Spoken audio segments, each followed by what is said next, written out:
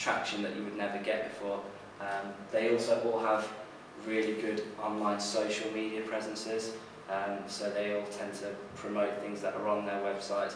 If you're getting involved in their Twitter conversations, you will get a much wider reach of your social media posts, again growing your audience there. Pre-loved in particular, on a Sunday evening between 8 and 9, run like a hashtag talk called Pre-loved Hour, all around anything that's reused, upcycled, that kind of stuff. A really active community, and again sharing your posts through them is really good, because it widens. You might have an audience of maybe 500 people, they've got an audience of like 35,000 people, so if you can get your stuff reposted by them, it massively widens your reach. One key thing is the quality of the photographs that you use, and having multiple photographs of everything that you're putting on there. We found that really helps. The more photographs that you've got, photographing every little detail that you've put into it, using high quality camera if you've got one, if not a good quality phone camera, really helps. That's the only interaction that your potential buyer is going to have with the product, is looking at the photos that you put on. So if you are building an online presence, you're going to need to look at your online marketing as a whole. It's all well and good having a shop up on eBay and Etsy, but you really want to be pushing yourself out there and driving people to your shop. So I would recommend, first thing is get yourself a website. This is the homepage of our website. I built this. I've got no experience in building websites at all. This took probably about 2 hours to do our website. We use a tool called Wix, W-I-X. Really easy website development tools that are just, they've got templates, you drag and drop your pictures in there, and then you've got a basic thing to start with.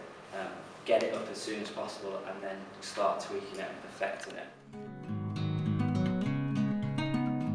As I said before, Twitter is a very good community builder for us in terms of linking in with like-minded people, linking in with the likes of Pre-loved or Etsy or anyone that's got a much bigger audience than you that are interested in this field, and getting involved in those conversations. There's a hashtag talk called Upcycled Hour.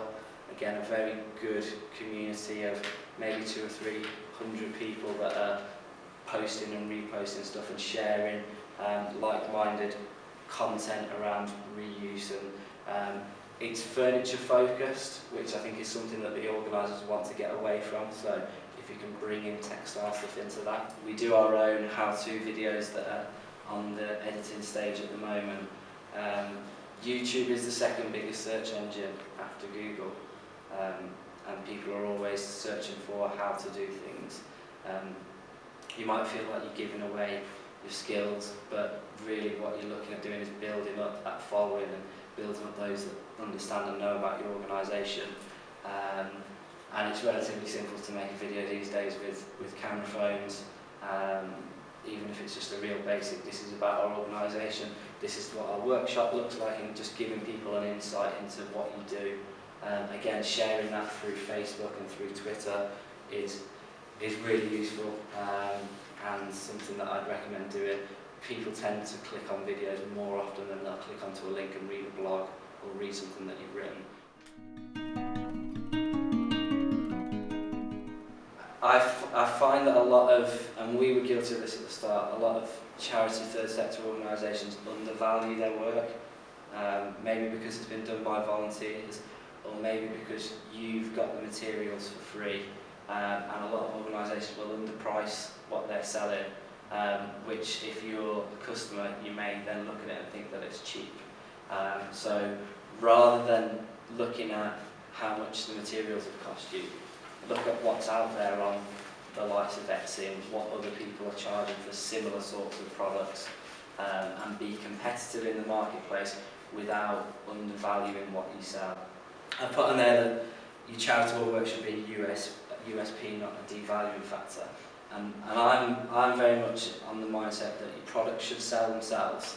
So your product should be good enough to sell themselves, and the fact that it's supporting a charitable organisation just should be something that's extra, that separates it from another product. We find this sometimes quite difficult because the skill level between our volunteers varies massively. when people start with us, they tend to have zero skills. They can't cut a piece of wood straight, they don't know how to use any of the tools. And then when they finish with us, we're happy for them to make pieces of furniture pretty much on their own.